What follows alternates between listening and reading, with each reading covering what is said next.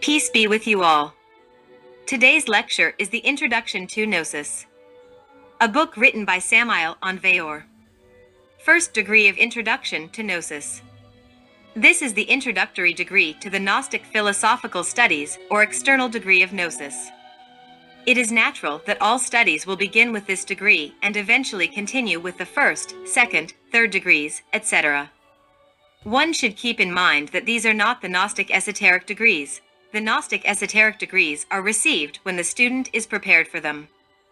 The esoteric degrees, which are the authentic ones, cannot be revealed by anyone who has received them. This is forbidden.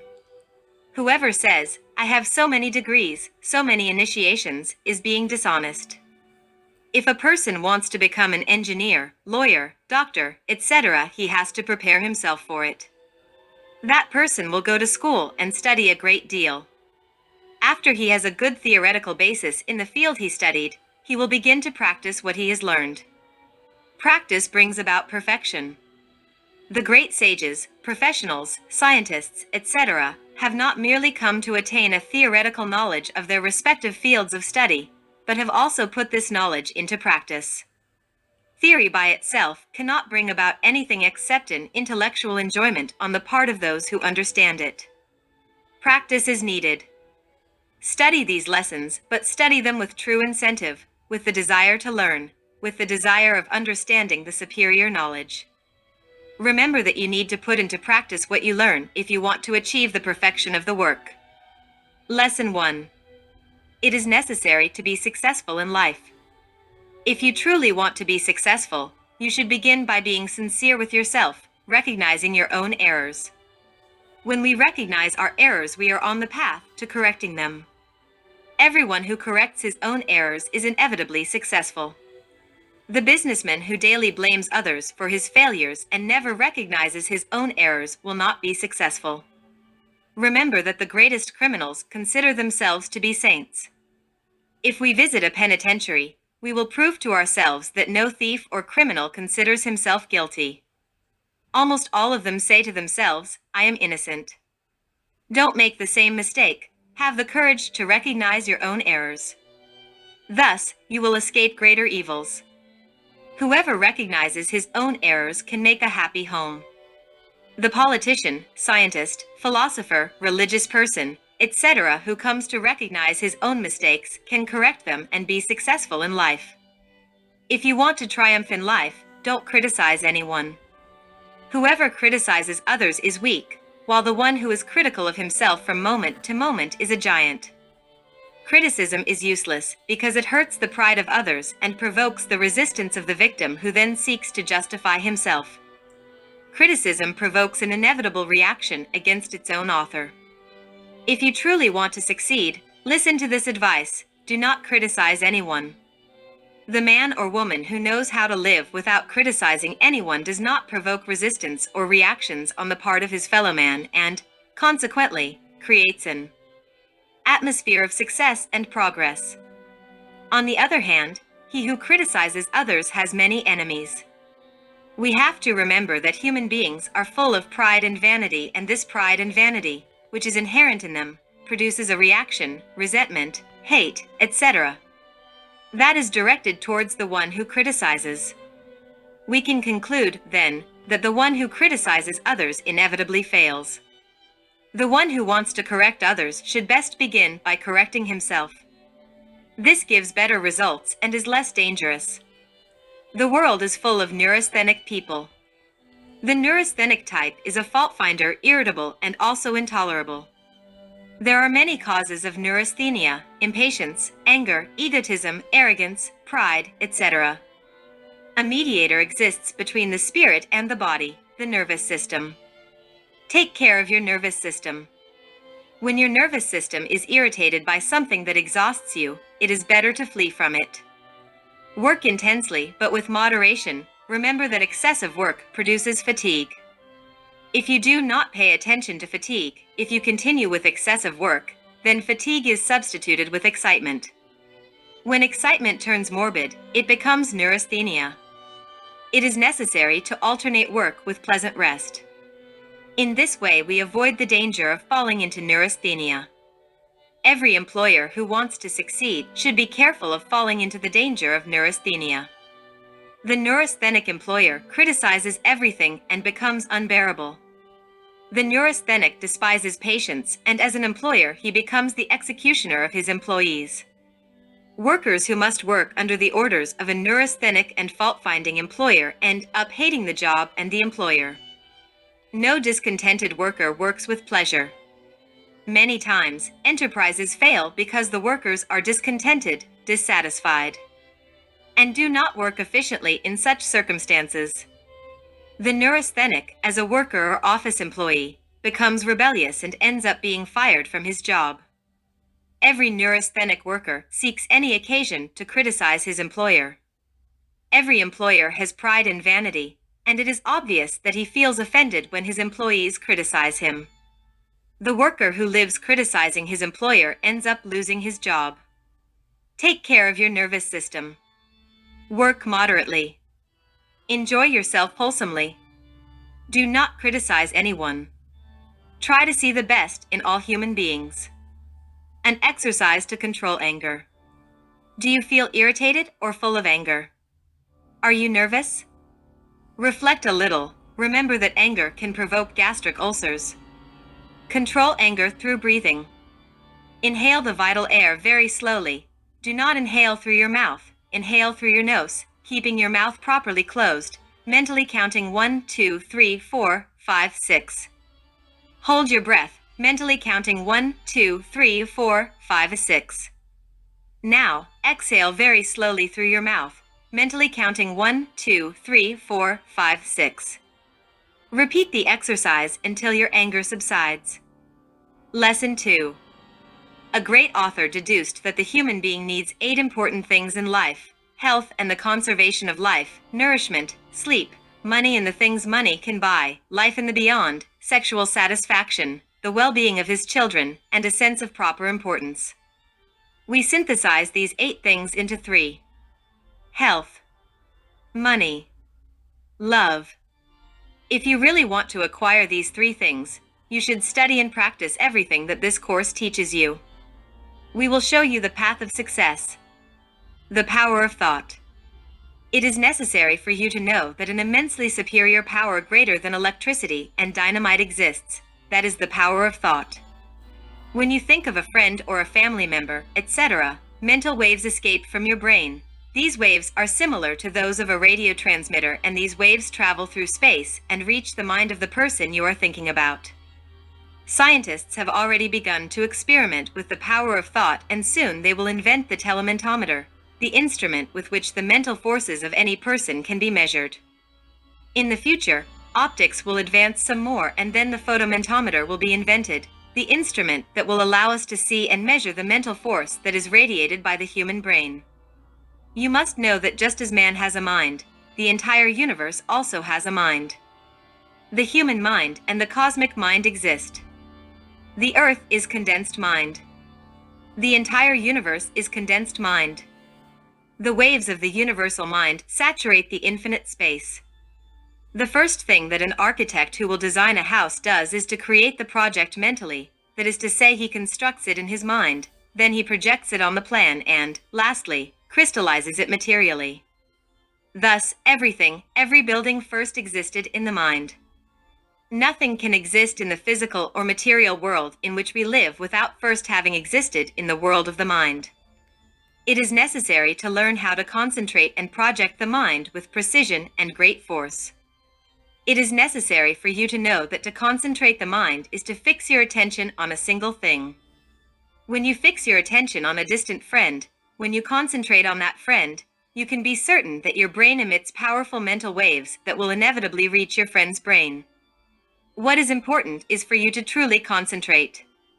It is necessary that no other thought be capable of distracting you. You should learn how to concentrate your mind. You are studying this course, and we believe that you want to succeed in life and have health, money, and love. Reflect a little, learn how to handle the force of thought.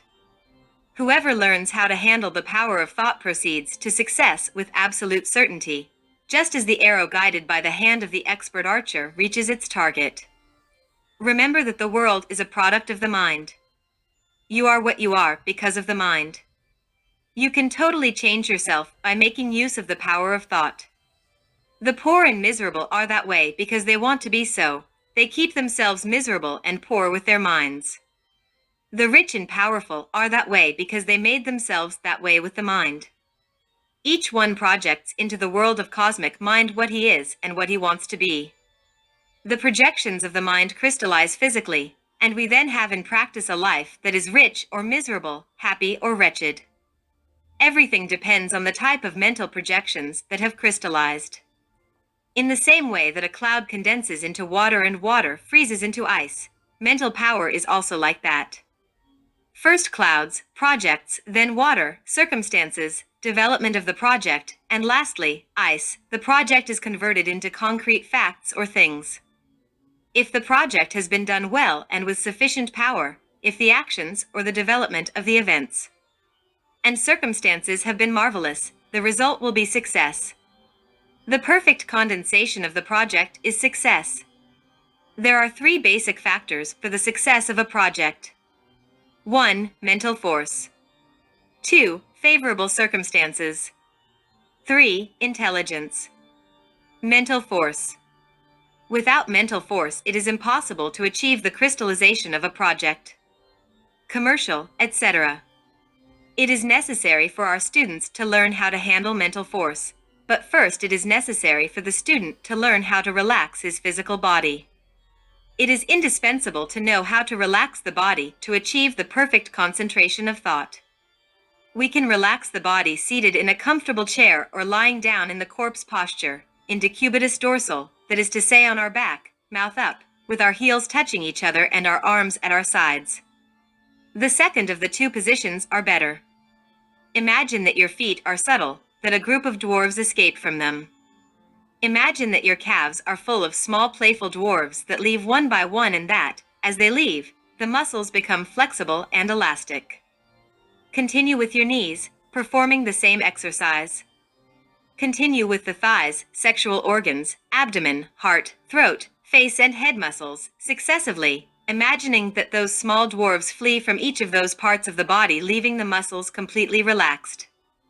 Concentration of thought. When the body is perfectly relaxed, concentration of thought becomes easy and simple. Concentrate on the business you have in mind. Vividly imagine the entire business, the people that are related with it. Identify yourself with those people. Speak as if you were them and mentally say what you would like those people to say. Forget about yourself and change your human personality to that of those people, acting the way you would like them to act. Thus you will cause powerful thought waves that will cross through space and reach the brains of the people related with the business. If the concentration is perfect, success will then be inevitable. The law of karma. This law is known in the Orient, and millions of people in the entire world know of it because this law is universal. This law operates in the whole universe. If you misuse the power of thought, the law of karma will fall upon you, and you will be horribly punished. Mental energy is a gift of God and should only be utilized for good purposes and with good intentions. It is just for the poor to better their economic situation, but it is not just to utilize mental power to harm other people. Before doing a mental exercise to carry out the crystallization of a project, reflect and meditate. If you are going to use mental power to harm others, it is better not to do it because the terrible ray of cosmic justice will inevitably fall upon you like a ray of vengeance. Favorable circumstances. Thought and action should always march totally united. Materialization of a project is only possible when the circumstances are favorable. Learn how to determine favorable circumstances for your business. Freud, the great psychologist, said that everything that man does in life has two fundamental causes. 1. Sexual impulse. 2. The desire to be great. Every human being is motivated by the sexual impulse. Everybody wants to be appreciated. If you want to be surrounded by good circumstances for the crystallization of your business, then recognize the good qualities of others. Stimulate the good qualities of your fellow men. Do not humiliate anyone. Do not despise anyone. It is necessary to encourage each one in his job, office, or profession. By means of appreciation and encouragement, we can awaken enthusiasm in all those people that interrelate with us. Learn how to wisely praise your fellow men without falling into flattery. People feel reassured with the food of esteem. Be gentlemanly, do not criticize anyone. In this way, you will form the favorable atmosphere for the crystallization of your business. The sincere appreciation of the merits of one's fellow man is one of the greatest secrets of success. It is necessary to abandon the bad habit of talking about ourselves at every moment. It is urgent to employ the verb to strengthen and encourage the good qualities of our fellow man. The Gnostic student should abandon the terrible habit of talking about himself and telling the story of his life at every moment. The man or woman who only talks of himself or herself becomes unbearable. Persons like this fall into misery because people become tired of them. Never say I, always say we. The term we has more cosmic power. The term I is egotistical and tires all those who come in contact with us. The I is egotistical, the I should be dissolved. The I is a creator of conflicts and problems. Always repeat, we. Every morning before getting out of bed, with force and energy say, we are strong. We are rich. We are filled with luck and harmony. Om, Om, Om. Recite this simple prayer and you will see that you will be prosperous in everything. Have great devotion in this prayer. Have faith. Exercise. Hang a silk thread from the ceiling of your room with a needle at the end of the thread. Concentrate on that needle and try to move it with the power of thought. Mental waves, when developed, can move this needle. Work 10 minutes daily on this exercise. In the beginning, the needle at the end of the silk thread will not move, but, with time, you will see that the needle oscillates and moves vigorously. This exercise is to develop mental power. Remember that mental waves travel through space and pass from one brain to the next. Lesson 3.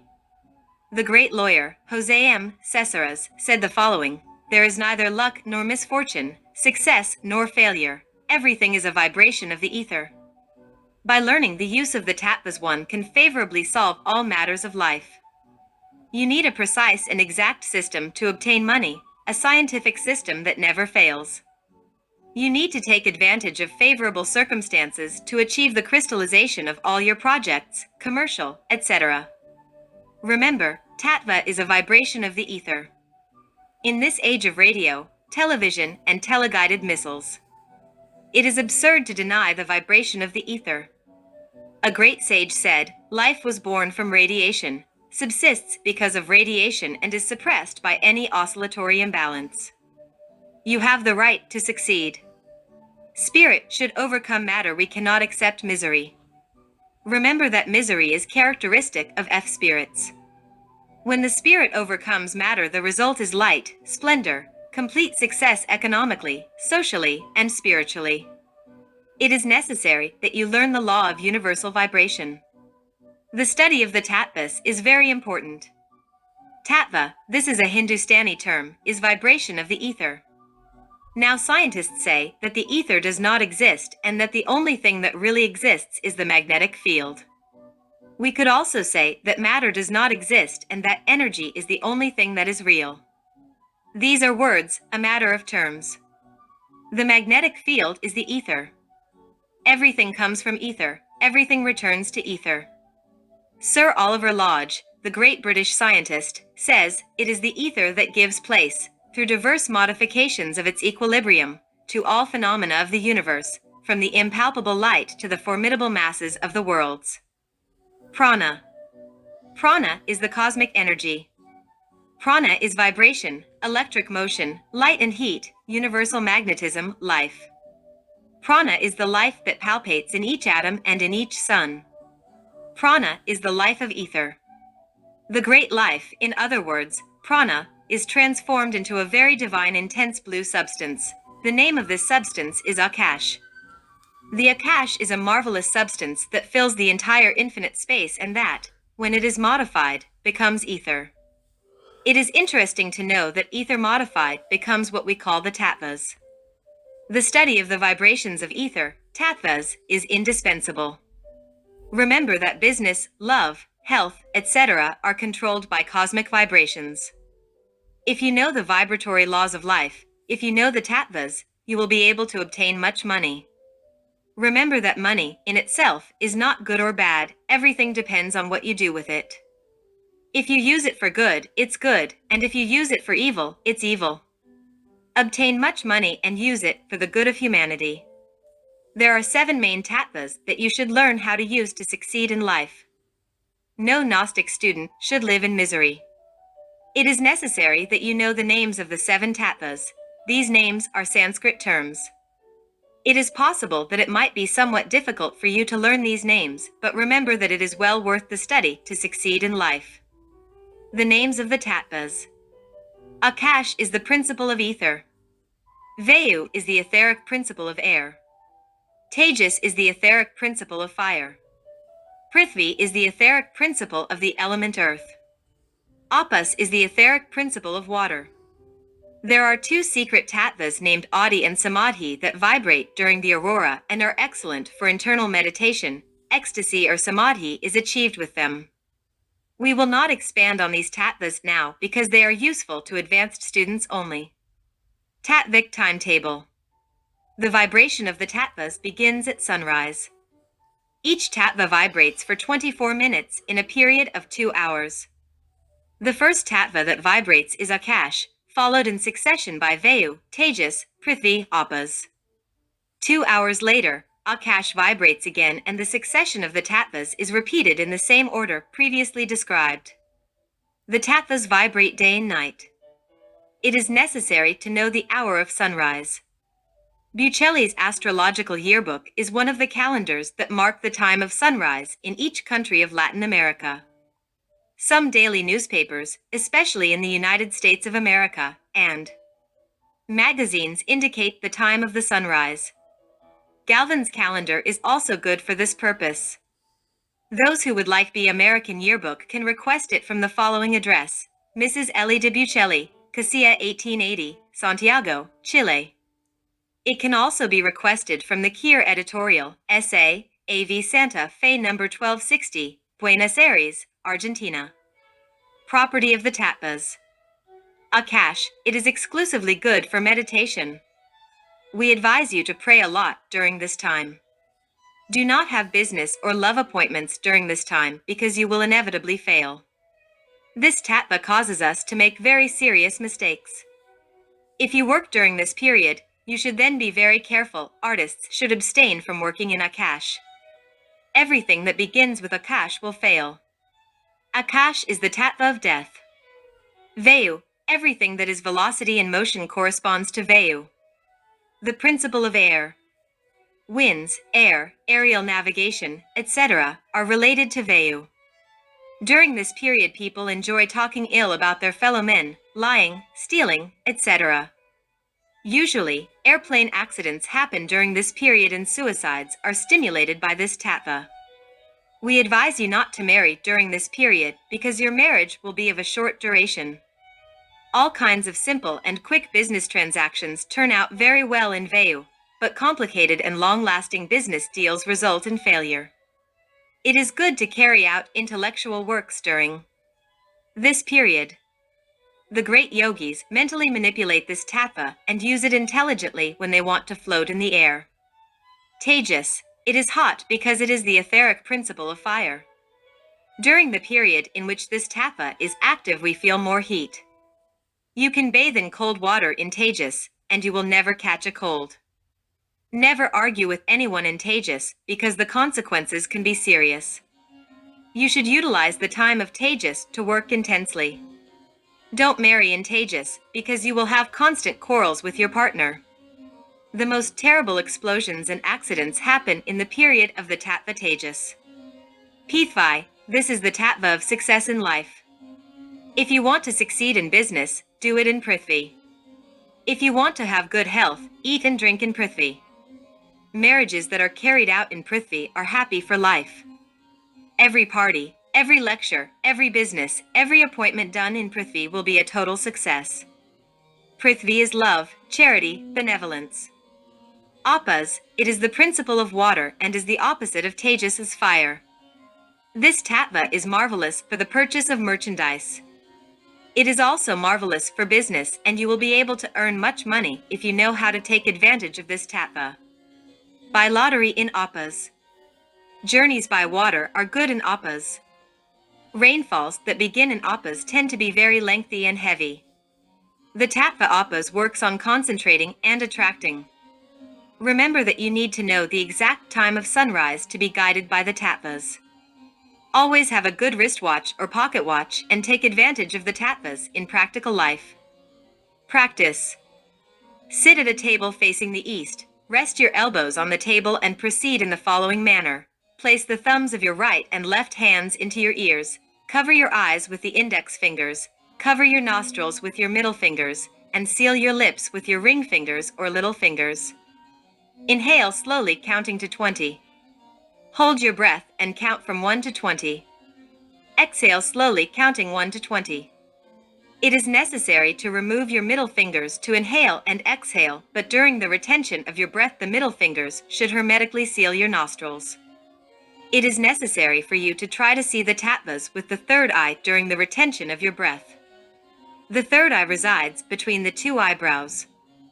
At the beginning you will see nothing but. After some time you will be able to see and recognize them by their colors. Akash is black and its planet is Saturn. Vayu is greenish blue and Mercury is its planet. Tejas is red like fire and its planet is Mars. Prithvi is golden yellow and the sun is its planet, although it is also influenced by Jupiter. Appas is white and Venus and the moon are its planets. Lesson 4. In order to succeed in life, one has to become a fisher of men. Jesus chose his disciples from among poor fishermen. They had to stop catching fish to become fishers of men. Do you want to obtain success, power, glory? Listen to this advice. Put the bait on the hook that will catch the fish. Do not talk with others about things of interest to you. Your business is your business. The human being is egotistical, unfortunately, and wants to only know things that are of interest to him. If you talk to your fellow man about the things that he desires and loves, you will influence him positively and will obtain from him all that you need. It is necessary to learn to see the point of view of our fellow man and help to solve his conflicts. In this manner, we also solve our own problems. Become an altruistic and generous person. Help others with your advice. Do your best to understand others' points of view and you will catch fish in abundance. When we begin comprehending our fellow men, we also begin to take the first steps on the path of happiness and success. It is necessary to study and understand the functions of the mind. Whoever knows the mental mechanism is in a position to control it. Much has been said about mental power, and there are many schools that teach how to concentrate the mind. Nobody can intelligently deny the power of thought. This force is made up of radioactive forms and waves that move from one brain to another. We need to develop this marvelous power, but we must advise that thought and action should wisely be combined if we want to succeed in life. Mental concentration is miraculous when intelligently combined with action. Mental power achieves prodigies and marvels when it is based on sincerity and the truth. Do not attempt to deceive your fellow men. Do not use mental concentration to deceive your fellow men, because failure for you will be inevitable. Mental power achieves prodigies when used to help others. By helping others, we ourselves benefit. That is the law. Do you need to succeed in something important? Sit in a comfortable chair, relax your muscles, concentrate on the business you are interested in, and imagine the business in full prosperity. Identify yourself with your fellow man. Try to understand your fellow man's point of view. Advise him mentally, making him see the advantages that the business he is about to carry out with you will bring him. So, the mental waves will penetrate deeply in the other person's mind and will do marvels. 1 hour of perfect concentration is enough to determine success in a business. Every merchant has the right to obtain money, but whatever you sell should be good, useful, and necessary to others. Do not try to deceive others, because you deceive yourself. Multitudes of peddlers travel the streets offering their merchandise uselessly. No one is interested in their merchandise, and people become annoyed when they meet these peddlers. The error of these peddlers is that they only think and talk about their wares. If they learned how to see another's point of view, they would inevitably succeed. It is necessary to comprehend that all human beings have an I that wants to stand out, make itself felt, climb to the top of the ladder, etc. This is precisely the human being's weakness. You also have that weak side. Do not fall into the same errors of others. Never say I, always say we. Who can also master others. Insinuate what you want, but do not say, I want. Remember that others are not interested in what you want. Let others prepare your idea as if it was theirs. Provide the elements for that preparation. Provide them very intelligently. Let others elaborate your ideas. You can be sure that others feel good elaborating your ideas. People like to feel important. That is the weakness of the I. Exploit that weakness. Never feel important, and you will be important. Try to dissolve the I, and you will be truly happy. All success in life depends on the ability you have to deal with other people. It is necessary to abandon egotism and to develop Christ-centrism. It is urgent to work for the common good. It is indispensable to dissolve the I and to always think as we. The term we has more power than the egotistical I. The great failures of life are due to the I when the latter wants to make itself felt, stand out, climb to the top of the ladder, then the reactions of others follow, and the result of such mental reactions is failure. Remember that the I is energetic, it is desire, it is memory, it is fear, violence, hatred, wants, fanaticisms, jealousies, distrust, etc. You need to explore profoundly all the depths of your mind because you have within you that which is called I myself, the ego, etc. If you want to succeed in life, you should dissolve the I. If you want to dissolve the I, you should disintegrate all your defects. If you want to disintegrate your defects, do not condemn or justify them, comprehend them. When we condemn a defect, we hide it in the profound recesses of the mind, and when we justify a defect, we strengthen it horribly, but when we comprehend a certain defect, then we disintegrate it completely. When the I is dissolved, we are filled with plenitude and happiness. When the I is dissolved, the being, the spirit, love expresses itself through us. Remember that God, the Spirit, the internal being of each man, of each woman, and of each creature is never the I. The being is divine, eternal, and perfect. The I is Satan of the biblical legend. The I is not the body, it is energetic and diabolic. In the I is the root of misery, poverty, failures, disillusions, unsatisfied desires, violent desires, hatred, envy, jealousy, etc. Change your life now. It is urgent that you understand the need to do away with all your defects, to dissolve the I, Satan, the cause of all failures. When the I is dissolved, only the being, God, a happiness, remains in us.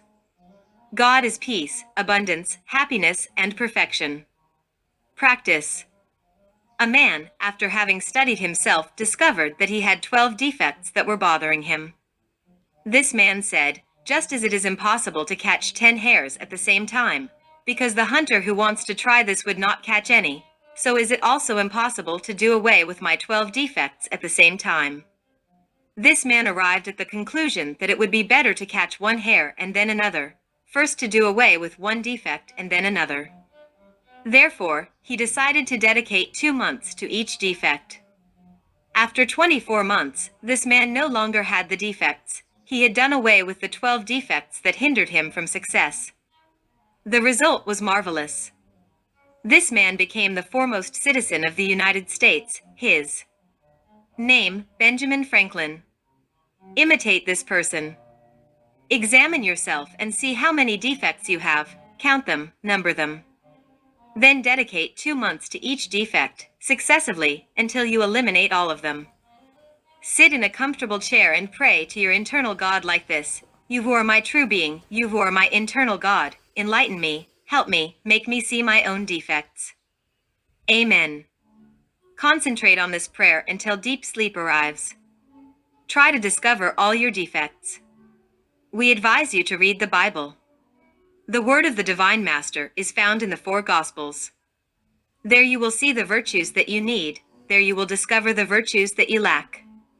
Wherever a virtue is lacking, a defect exists. Lesson 5. Money. Why has money assumed such an immense importance in our lives? Do we perhaps depend exclusively on it for our own psychological happiness? All of us human beings need food, clothing, and shelter, this is known. But why is it that this, which is so natural and simple for even the birds of the sky, has assumed such a tremendous and frightening importance and meaning? Money has assumed such an exaggerated and disproportionate value because we psychologically depend on it for our well-being. Money nourishes our personal vanity, gives us social prestige, gives us the means to achieve power. The mind has used money for ends and purposes that are totally different from those that it has in itself, among which are to cover our immediate physical needs. Money is being used for psychological purposes. That is the reason why money has assumed an exaggerated and disproportionate importance. We need money to have food, clothing, and shelter, that is obvious. But when money becomes a psychological need, when we utilize it for different purposes than it has in itself, when we depend on it to obtain fame, prestige, social position, etc., then money assumes an exaggerated and disproportionate importance before the mind, and this is where the struggle and the conflict to possess it originates. It is logical that we have a need to obtain money to satisfy our physical needs to have food, clothing, and shelter. But if we depend on money exclusively for our own happiness and personal satisfaction, then we are the most wretched beings upon the earth. When we understand deeply that money only has the purpose of providing us with food, clothing, and shelter, we then spontaneously place an intelligent limitation on it.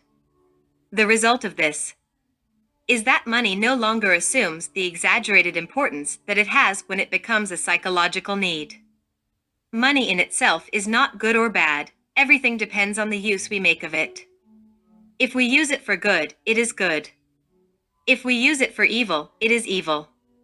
We need to comprehend in depth the true nature of sensation and satisfaction. The mind that wants to arrive at comprehending the truth should be free of these obstacles. If we truly want to free the thought from the sensation of satisfaction, we must begin with those sensations that are more familiar to us and establish there the adequate foundation for comprehension. Sensations have their suitable place, and when we comprehend them profoundly in all the levels of the mind, they do not assume that stupid distortion they now have. Many people believe that if the order of things was according to the political party we belong to and for which we always struggle, that we would then have a happy world, full of abundance, peace, and perfection. That is a false concept, because none of that can truly happen if we have not previously comprehended the true significance of things. The human being is very poor internally, and that is why he has a need for money and things for his own stimulation and personal satisfaction. When one is poor internally, externally he seeks money and things to complete himself and to find satisfaction. That is why money and things have assumed a disproportionate value, and the human being is prepared to steal, to exploit, and to lie at every instant. The struggle between capitalism and work, employers and employees, between exploiters and the exploited, etc., is due to that. All political changes are useless if we have not first comprehended our own internal poverty. Economic systems can change again and again, the social system can be altered again and again, but if we have not profoundly comprehended the intimate nature of our inner poverty, the individual will always create new ways and means to obtain personal satisfaction at the expense of the peace of other people. It is urgent to deeply comprehend the inner nature of this myself if we really want to be internally wealthy. Whoever is internally rich is incapable of exploiting his fellow man. He is incapable of stealing and lying. Whoever is internally wealthy is free of the obstacles of personal satisfaction and sensation. Whoever is internally wealthy has found happiness. We need money, true, but it is necessary to profoundly comprehend our exact relationship with it. Neither the ascetic nor the covetous miser has ever comprehended what our exact relationship with money is. It is not through renouncing money, nor coveting it, that we can come to understand our exact relationship with it. We need comprehension to intelligently recognize our own material needs without disproportionately depending on money. When we comprehend our exact relationship with money, the pain of detachment and the frightening suffering that is produced by competition ends. We should learn to differentiate between our immediate physical needs and psychological dependence on things. Psychological dependence on material things creates exploitation and slavery. We need money to cover our immediate physical needs, but, unfortunately, needs are transformed into covetousness. The psychological eye, perceiving its own emptiness and misery, usually gives money and material things a different value than what they have, an exaggerated and absurd value. That is why the eye wants to become rich externally, since internally it is poor and miserable. The eye wants to make itself felt, to dazzle its fellow man with material things and money. We always allege necessity to justify covetousness. Covetousness is the secret cause of hatred and the brutalities of this world, and, many times, they assume legal aspects. Covetousness is the cause of war and of all the miseries of this world. If we want to do away with the greed of the world, we should profoundly comprehend that this world is within our own selves. We are the world. The greed of all other individuals is within ourselves. Really, all individuals live within our own consciousness. The world's covetousness is within the individual, and only by doing away with the covetousness that we carry within will the covetousness in the world end. Only by comprehending the complex process of covetousness in all the levels of the mind can we arrive at experiencing the great reality. Practice. 1. Lie down in the form of a star, opening your legs and arms to the left and the right. 2. Concentrate now on your immediate physical needs. 3. Meditate, reflect on each one of those needs. 4. Lull yourself to sleep trying to discover, on your own, where necessity ends and where covetousness begins. 5. If your practice of concentration and inner meditation is correct, in an internal vision you will discover what your legitimate necessities are and which of these are covetousness. Remember that only by profoundly comprehending necessity and covetousness will you be able to establish true foundations for the correct process of thinking. Lesson 6. It is necessary that you have 3 things in life: food, clothing, and shelter. We should not be hungry, we need to eat. We should not be poorly dressed, it is necessary to dress well. It is not fair to live our entire life paying rent for an apartment. We need to have a good house that is our own. Reflect on all this. It is urgent for you to comprehend the need to live better without falling into the sin of covetousness. In our previous lesson we said that it is necessary to distinguish between necessity and covetousness. It is necessary to know where necessity ends and where covetousness begins.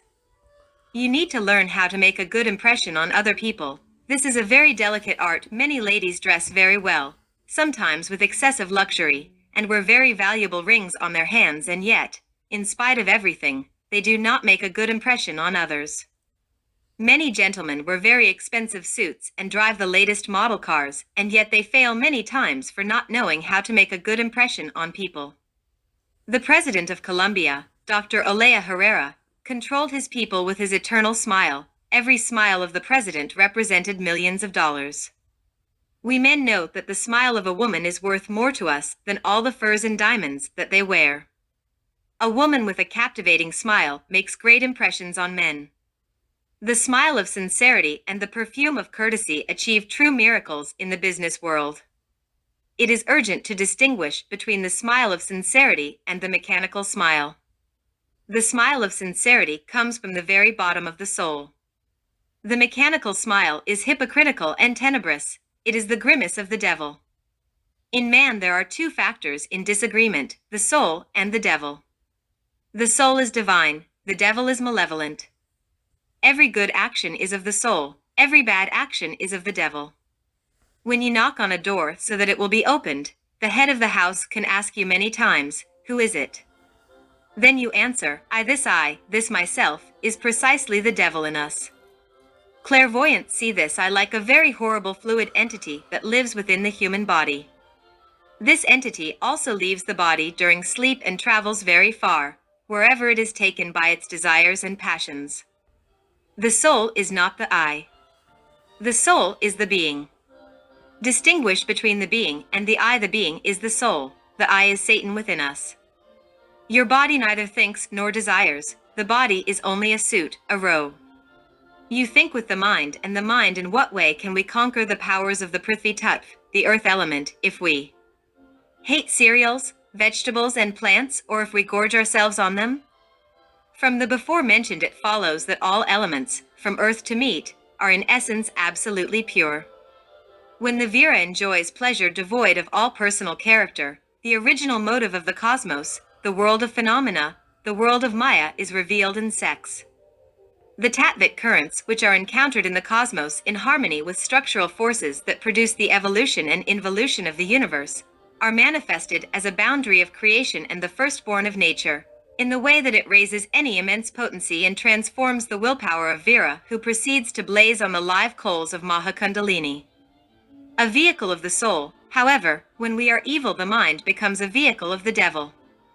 The diabolic mind wants wars, creates conflicts, problems, wants vices, alcoholic drinks, adulteries, fornication, covetousness, hypocrisy, etc. The bee enjoys working. The ant is happy working. Learn to enjoy and derive pleasure from your job.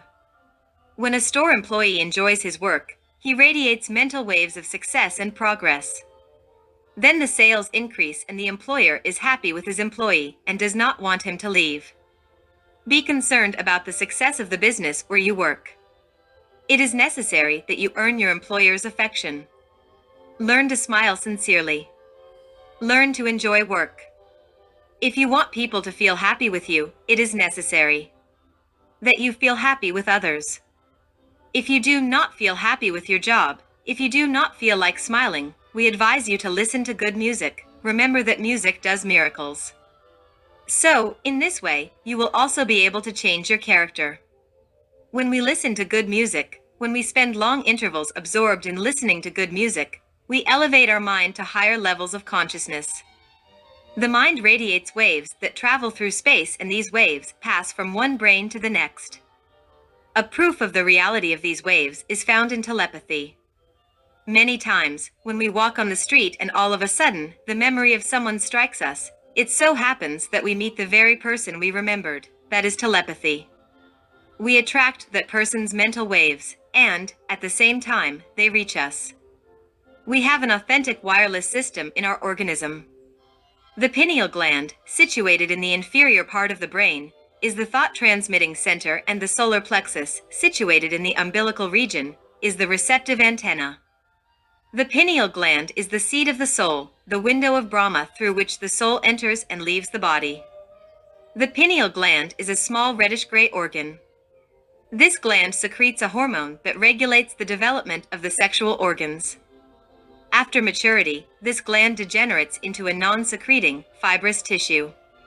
The pineal gland is the jigsaw puzzle of the wise, the thought-transmitting center. This gland is developed in the great geniuses of science, art, philosophy, etc., and it is totally atrophied in idiots. Great businessmen and individuals who usually have great success in their business commonly have this gland well developed. The pineal gland is intimately related to the sexual organs. The strength of the pineal gland depends on sexual strength. The man or woman who foolishly wastes his or her sexual energy fails in business because their pineal gland becomes atrophied. A weakened pineal gland cannot forcefully radiate mental waves. The result is failure. Be prudent. Do not waste your sexual energies foolishly. The Bible says, "Thou shalt not commit fornication." Fulfill this sixth commandment. Save your sexual energies, and in this way you will fortify your pineal gland and inevitably succeed. In this manner, you will be able to radiate your mental waves with strength, power, and glory. These mental waves, after having arrived at the receptive center, the solar plexus, of other people who come in contact with you, will give you the success that you seek. Be triumphant, always. Smile full of sincerity, live happily, work with pleasure, and the world will be yours. Luck will smile on you from everywhere. Practice. In front of a mirror, contemplate your face closely and then pray in this manner. My soul, you should succeed. My soul, you should overcome Satan. My soul, take over my mind, my sentiments, my life. You should keep the guardian of the threshold far away from me. You should overcome him. You should take power over me totally. Amen. Amen. Amen. Say this prayer 7 times and then observe in the mirror your eyes, your pupils, the center of your pupils, the retina of your eyes, and imagine them charged with light, strength, and power. It is necessary that you try to mentally penetrate the interior of your eyes reflected in the mirror. It is necessary for you to try to see with your imagination the center of those reflected eyes, the beauty of your soul. It is necessary for you to exclaim saying, "Oh, my soul. I want to see you, I want to see you, I want to see you." Intensely persevere daily with this exercise. Do your exercise every night before going to sleep. With this exercise, you will develop clairvoyance. Practice for 10 minutes daily. That is all. Clairvoyance. It is necessary that you know that a 6th sense exists. That 6th sense is clairvoyance. This faculty resides in the pineal gland.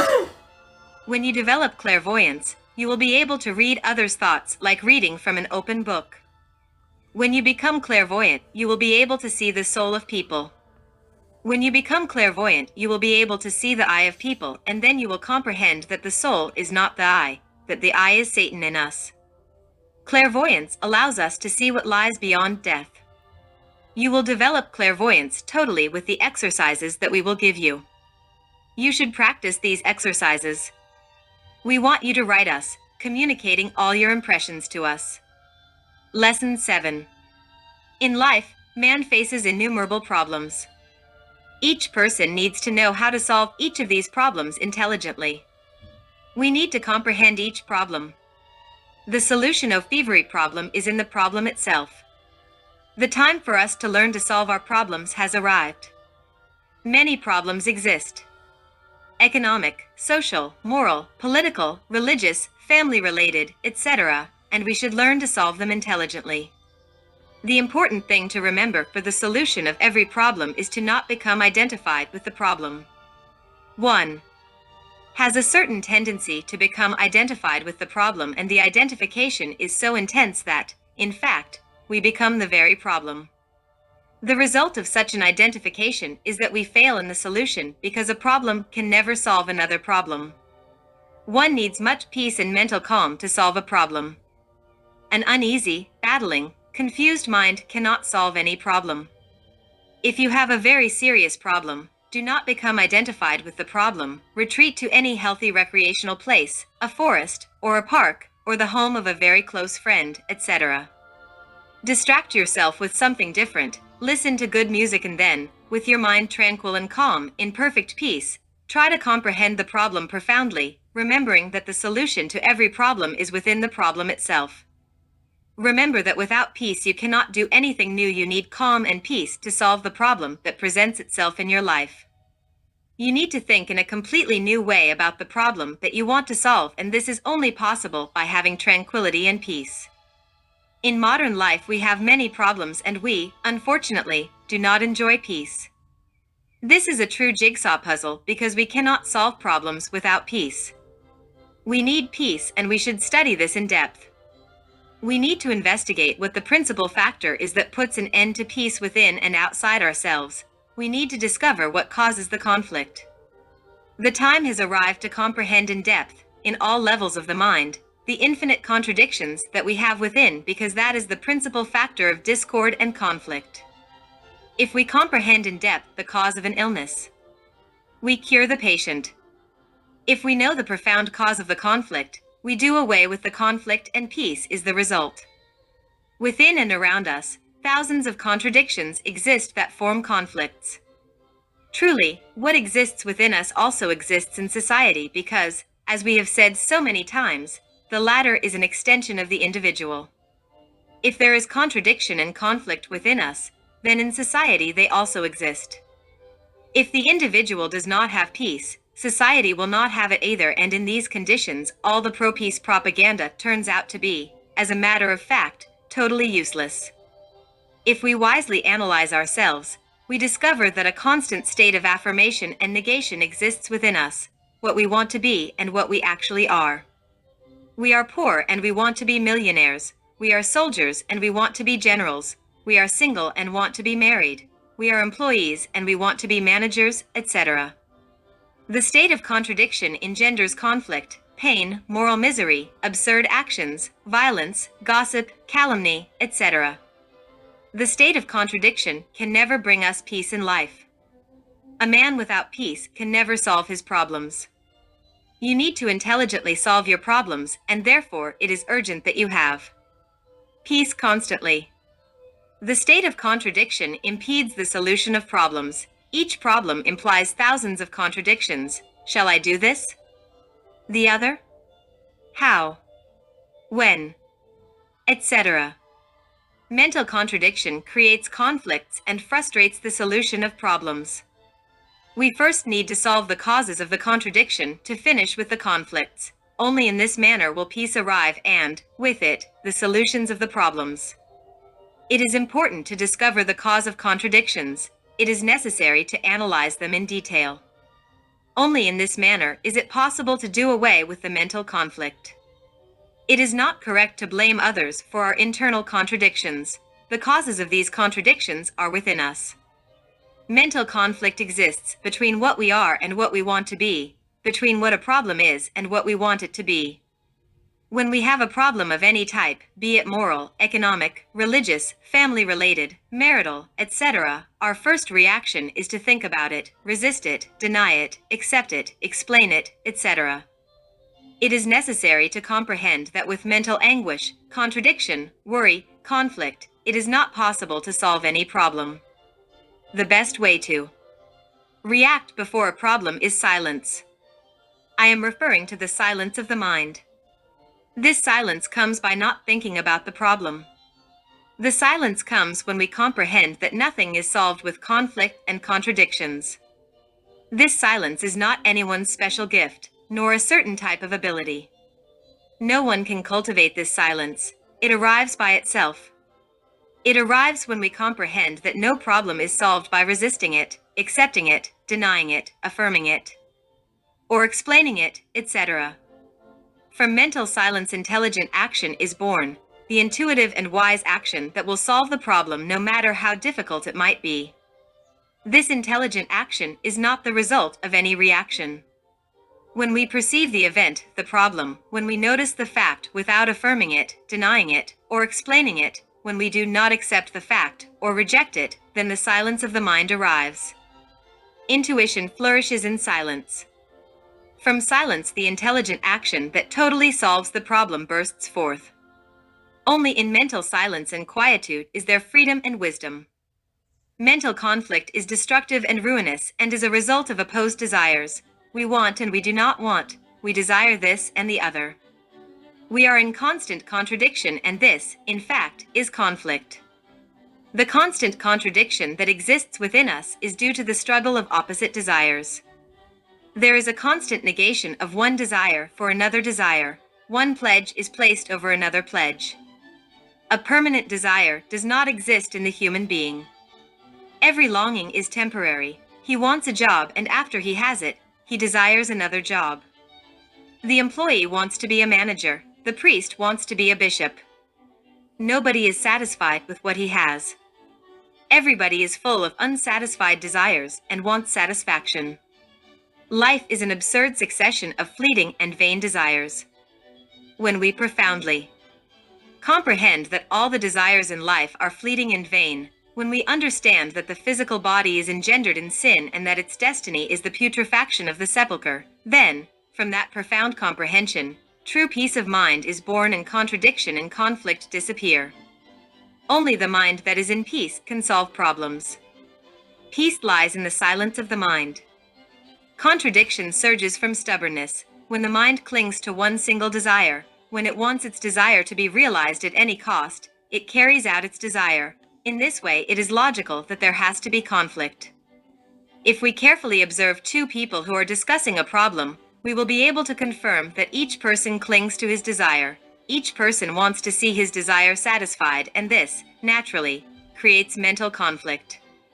When we resolutely see the vanity of desires, when we comprehend that desire is the cause of our conflicts and bitterness, then true peace arrives. Practice. Seated in a comfortable chair, or lying down in your bed, close your eyes. Then concentrate on your interior, studying yourself, investigating your desires, your contradictions.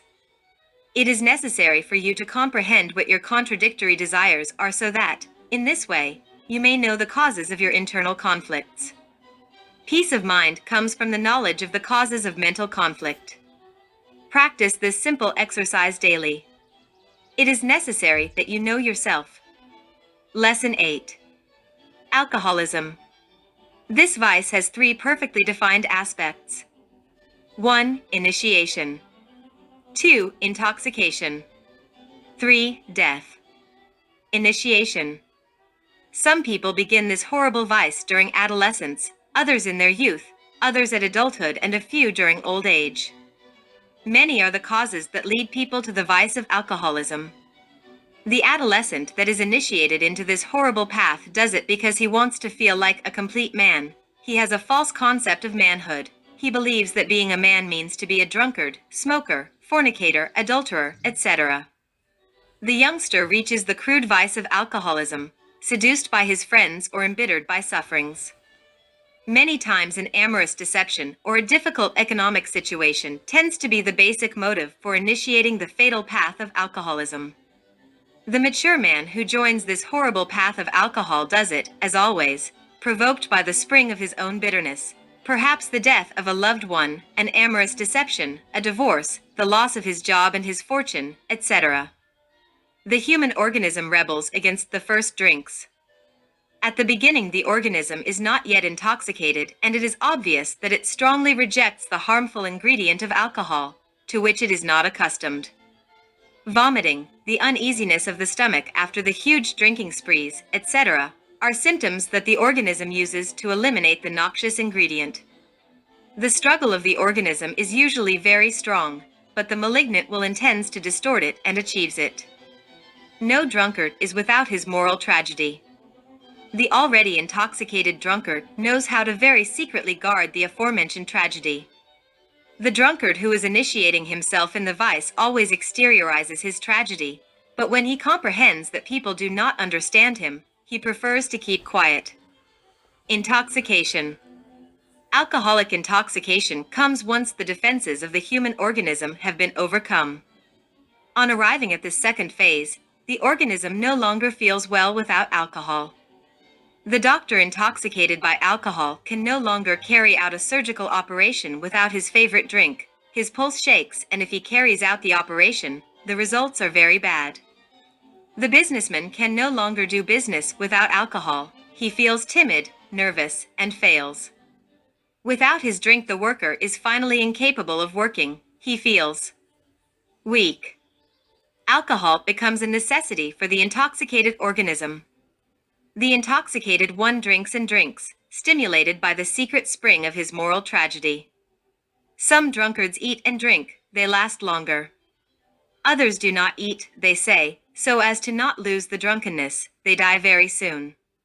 Food supports the entire digestive process, but the lack of food, as a matter of fact, leaves the organism totally defenseless, and the result is death. Death. Every alcoholic intoxication concludes with death. Death can result from an ulcer, hepatitis, or cirrhosis of the liver, or generally from any bad aspect of the liver, stomach, etc. It has been clinically proven that the drunkards that live longer are those who eat while they drink, and that those who live short lives are those who drink and do not eat while drinking. The death of a drunkard is very horrible. They become very nervous in clinics and hospitals due to the lack of alcohol. They clamor, shout, demand the bottle of alcohol. Their desperation is frightening. Some die vomiting blood, others with terrible bloody diarrhea, etc. Psychology of the drunkard. The totally intoxicated drunkard spends everything on the vice. When the drunkard does not have any more to spend, then he becomes a beggar, thief, swindler, or in the best of cases, nothing more than a simple slave of alcohol, a beggar of alcohol. The intoxicated loses all concepts of honor, dignity, responsibility, etc., and only one thing in life interests him: drinking. Alcohol becomes a vital, fundamental necessity for the intoxicated, that is all. The serious things of life do not have any value for the drunkard. He is completely irresponsible. The intoxicated alcoholic is immoral in the most complete sense of the word. Dignity, word of honor, virtue, etc., have absolutely no importance for the intoxicated alcoholic. The hard-hearted drunkard laughs at all those human qualities, and even feels infinitely superior to his fellow men. Campaign against alcohol. The true, effective campaign against alcohol is achieved by explaining, with every detail, the three defined aspects of this horrible vice. These three aspects of the path of alcohol: initiation, intoxication, and death, should be pointed out at home, in school, at the university, in academies, temples, lodges, ashrams, sanctuaries, etc. This is the best way to effectively campaign against alcohol. Dry laws prohibiting the sale of alcohol are useless, because drunkards then astutely invent their methods of making intoxicating drinks in a clandestine form. This does more harm than good to society. Only creative comprehension can save people from falling into this horrible and frightening vice. The audiovisual system of teaching is marvelous to combat the vice of alcohol. The home. True education begins at home. Parents who drink give a bad example to their children, leading their children down the fatal path of the abyss. Children should be taught at home what this horrible vice is, the three aspects of this horrible path, etc. This type of teaching, accompanied by good example, is radical in warning the new generation against the vice of alcohol. Whatever is well learned is never forgotten. Meditation and intoxication. Meditation and intoxication are the opposite poles of the same force. Meditation is positive. Alcoholic intoxication is negative. The Rosicrucian Gnostic should drink the wine of meditation in the sacred cup of concentration. It is necessary to keep far away from the negative aspect. It is necessary to not fall into the negative aspect of the mind. The vice of alcohol pertains to the negative aspect of the mind. The drunkard submerges himself into the atomic infernos of nature and becomes lost in the abyss. It is better to drink the wine of meditation in the sacred cup of the concentration of thought. Let us concentrate our mind on our inner God. Let us meditate on Him for entire hours, and in this manner, we will reach samadhi, the ineffable ecstasy. Then we will be able to converse with the gods and enter into the great mysteries of nature. This is better than the delirium tremens, which allows the drunkard to penetrate into the atomic infernos of nature and live together with the demons of the abyss. The visions of the delirium tremens of drunkards are actually real. That which they see in their visions really exists. They see larvae, demons, and horrible monsters that really exist in the atomic infernos of universal nature. They penetrate the abyss and see the beings of the abyss, perverse beings that live in the atomic infernos of nature. Alcoholic larvae. Every human being carries an atomic atmosphere perceptible to clairvoyance. Alcoholic larvae live in the fourth dimension. By the way, we must say that modern physics has already begun to admit to the four coordinates, the fourth dimension, the fourth vertical. The drunkard carries, in this ultra-sensitive atmosphere, alcoholic larvae that stimulate him in the vice that gave them life, imposing him to drink. The aforementioned larvae only disintegrate with the fumes of sulfur. Osmotherapy. Perfumes combined with mental power constitute a marvelous healing system. Drunkards can be healed by wisely combining these two elements. Treatment. Do you have any loved one who is a victim of the vice of alcoholism? When he is asleep, hold his hand with your right hand, make him smell a delicious perfume, a rose extract, and then talk to him with a soft voice as if he was awake. Advise him, explain to him in a detailed way what the horrible vice of alcoholism is. Remember that when the body sleeps, the ego leaves the body and travels in the fourth dimension. The words you utter to the sleeping person reach the eardrum, then go on to the brain's sensory center and are then transmitted to the ego even when the latter is far away from the physical body on awakening. The ego returns to the physical body, and if he does not remember what you told him, you can be certain that all you have said has remained in your loved one's subconscious. These words produce their effect little by little, and the day finally arrives when the patient is cured of the horrible vice of alcoholism. Practice. Lie down and remain calmly in bed. Open your arms and legs to the right and left to form the flaming five-pointed star. Relax your muscles properly. The process of relaxation is easy if combined with imagination. Practice the exercise of relaxation as was indicated to you in Lesson 2. Mental relaxation. Once the relaxation of the physical body has been obtained, it is necessary to relax the mind. Mental relaxation is also obtained with the help of the imagination. Observe all the thoughts that come to mind, all the memories that assault you, all the worries, etc., and study them to find out their origin. The study of all this will reveal many things to you. It will make you get to know your defects, your errors, etc. In this manner, you will know how your ego, works. Analyze each defect.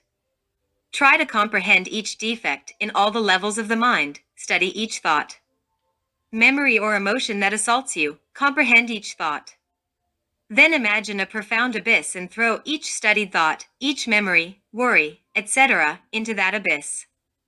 In this manner, your mind will remain silent and still.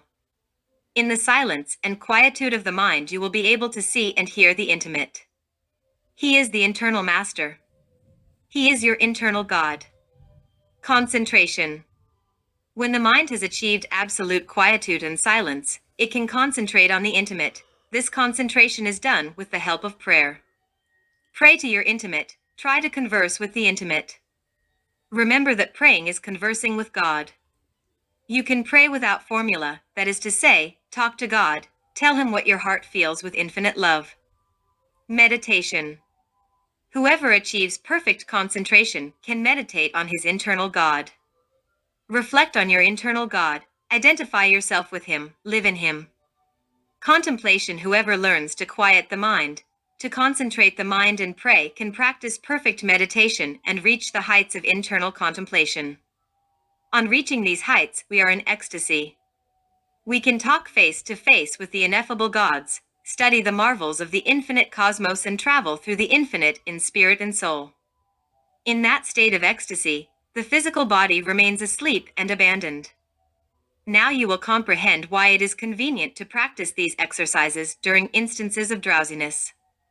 Sleep is a power that should be taken advantage of to consciously achieve ecstasy. Lesson 9. The Universal Mind. Social living is necessarily based on the functions of the mind. It is necessary to profoundly explore the diverse levels of the mind. The sphere of thought that man lives in is never locked up within the limited circumference of the cranium, as is generally supposed by the ignoramus and even the illustrious ignoramuses of the world. If such a man existed, as those people believe, he would of course be the most unfortunate man in the world. A man with his mind imprisoned in his cranium could not see or perceive anything. He would be a complete idiot, living in the most profound darkness. This unfortunate creature would not see the sun or the moon, or the stars, or the earth on which we live, or the people, or the things, or the light. Nothing that has existence would exist in the mind of such a man as this. This is explained by the fact that man cannot perceive anything which does not exist beforehand in his own mind. In his critique of pure reason, Immanuel Kant said, "The exterior is the interior." The entire universe exists in the cosmic mind. The mental sphere of each person extends throughout the entire cosmos and reaches the furthest stars. This is the cause whereby we see, hear, and feel all that is created. This is the reason we can see the most remote stars. Our thoughts are not locked up in our cranium. Our mind extends throughout the entire cosmos. Our mind penetrates everywhere. Worlds, suns, people and things. Everything is within the mind of each man. The mind is universal energy. The mind vibrates and sparkles in everything that is created. The brain is not the mind. The brain is only a receiving center, a radiotelegraphic office that receives messages from the mind. The brain does not think. What thinks is the mind, and that is not the brain.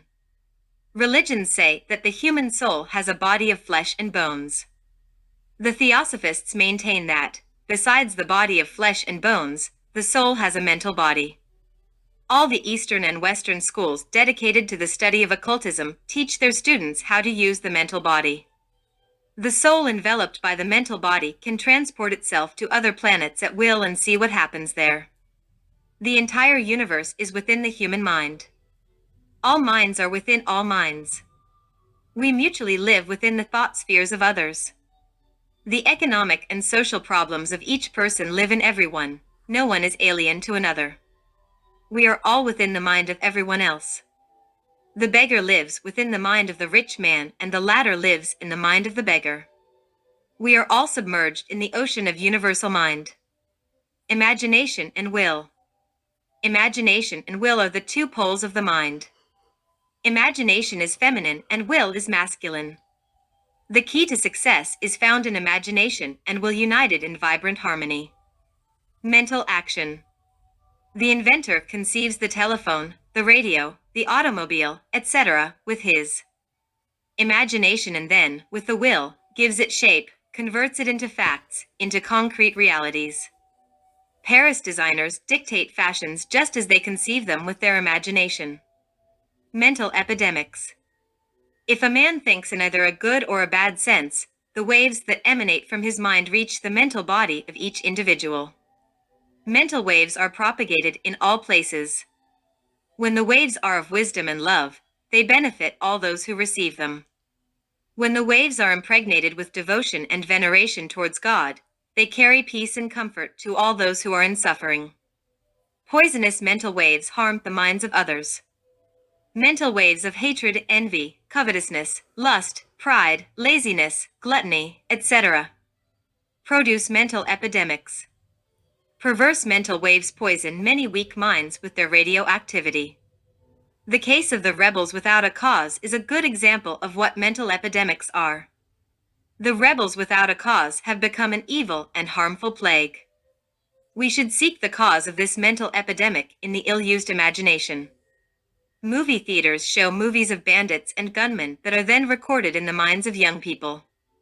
Parents give their children guns, war trucks, tiny cannons, lead soldiers, toy machine guns, etc., etc., etc. All this is reflected strongly in the imagination of children and adolescents.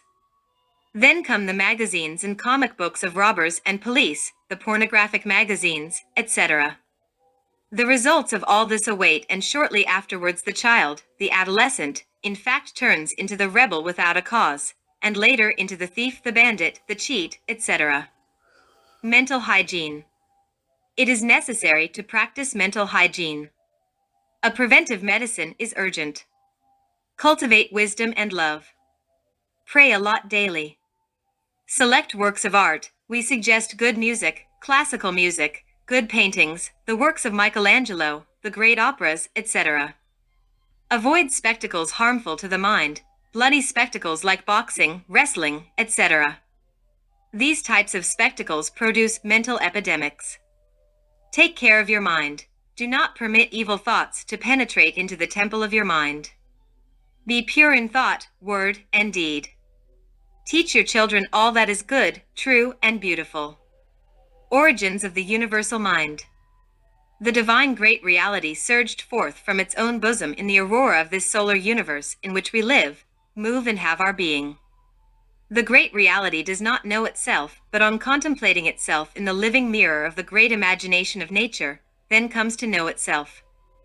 In this manner, a mental vibratory activity is created by which the great reality knows its infinite images that shine marvelously in the cosmic scenery. This activity, which coming from the periphery is directed to the center, is that which is called universal mind. All of us beings live submerged in the infinite ocean of the universal mind.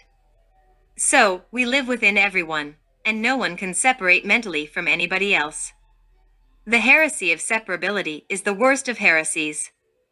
The intellectual activity of the universal mind comes from a centripetal force and, since every action is followed by a reaction, the centripetal force on finding a resistance in the center, reacts and creates a centrifugal activity called cosmic soul. This vibratory cosmic soul turns out to be the mediator between the center and the periphery, between the universal spirit of life and matter, between the great reality and its living images. A great master said, "The soul is the product of the centrifugal action of the universal activity impelled by the centripetal action of the universal imagination." Clarification of terms. Centrifugal force tries to move away from the center. It is the force that goes from the center to the periphery. Centripetal force is attracted by the center. It is the force that flows from the periphery to the center. Every individual can fabricate a soul. When we know the technique of internal meditation, when we direct mental power to the interior of our own divine center, the resistance that we will find will cause a reaction, and the more vigorous the centripetal force we apply, the more vigorous the centrifugal force will be. In this way we fabricate a soul. In this manner the soul grows and expands. The strong and robust soul incarnates and transforms the physical body, transforms it into more subtle and elevated matter until it also converts it into soul. Practice. Learn to use your imagination and will, united in vibrant harmony, lying in your bed or seated in a comfortable chair. Imagine a well-known faraway place, a house, a park, an avenue, a city, etc., and lull yourself to sleep with that image in your mind. When you find yourself falling asleep with that image in your mind, make that image real. Forget the place where your body is, put the force of will into play and, full of confidence in yourself, walk through the imagined place. Walk in the imagined place as if you were there in flesh and bones.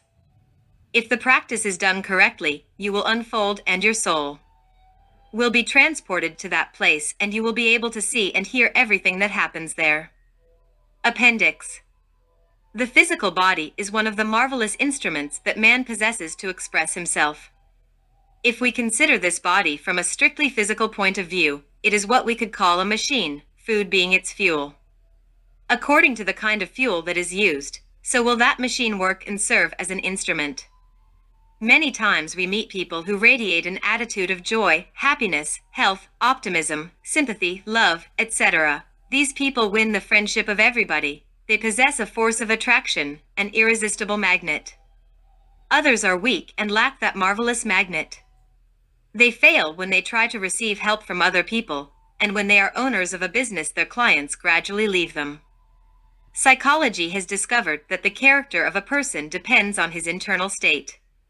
Character does not develop in the physical body, but it expresses itself through it, and if the physical body is not in a good state, then our internal side cannot express itself efficiently. It is indispensable that each person be nourished sufficiently. When nutrition is imperfect, the blood weakens and becomes poor. For this reason the cells also weaken. One of the best ways of obtaining complete nutrition with our customary food consists in perfectly chewing the food. Partially ingested food loses a great part of its nutritive value. Another point of great importance is the irrigation of the body, that is to say, the proper use of water for the benefit of the organism. The minimum daily amount of water required is 2.5 liters. If water becomes scarce, then certain glands cannot function efficiently. The body does not eliminate all the wastes of the organism properly. The liver does not function well, etc. Vegetarian diet *. The majority of people believe that a meal without meat is incomplete. Nothing is more erroneous, because science has demonstrated that nutrition obtained from vegetables has a greater sustaining power. All animals carry within them the poisons of putrefaction. The venous blood is full of carbonic acid and other noxious substances. These harmful and repugnant substances are found everywhere in meat, and when we eat these foods, we fill our bodies with these toxins. Abundant proof exists which demonstrates that a carnivorous diet stimulates ferocity. Let us observe the ferocity of the beasts of prey and the cruelty of the cannibals, and compare them with the prodigious strength and docility of cattle, of the elephant, of the horse. However, let us not jump to the conclusion that everyone should give up eating meat, once and for all, and dedicate themselves to eating vegetables. It would be crazy for a person to change his ordinary diet. which he has been using for years and which is nourishing him adequately. To eliminate meat from the ordinary diet of the people accustomed to it would completely undermine their health. The only way to proceed is by first experimenting and studying things. You should be very careful with your nutrition. We do not ask you to give up meat once and for all, but we do warn you that meat, when consumed in large quantities, for example, every day, is like poison for the body. Dr. Arnold Krumheller, professor of medicine of the University of Berlin and great Gnostic doctor, held that meat should only be 20% of man's diet. We have verified that some foods such as wheat, eggs, avocados, etc., can substitute for meat. Cereals, in general, are of great nutritive value. The protein from cow's milk is marvelous. Milk from soybeans is very nutritious and its chemical composition is similar to that of cow's milk. Food should be used in a balanced manner. Avoid eating white bread. White flour is harmful and does not contain any nourishment. Eat dark bread, plantains, corn flour, instead of white bread and white flour. Eat many vegetables. Remember that vegetables are fountains of great nourishment. Vitamins are found in vegetables. Samael Aun Weor.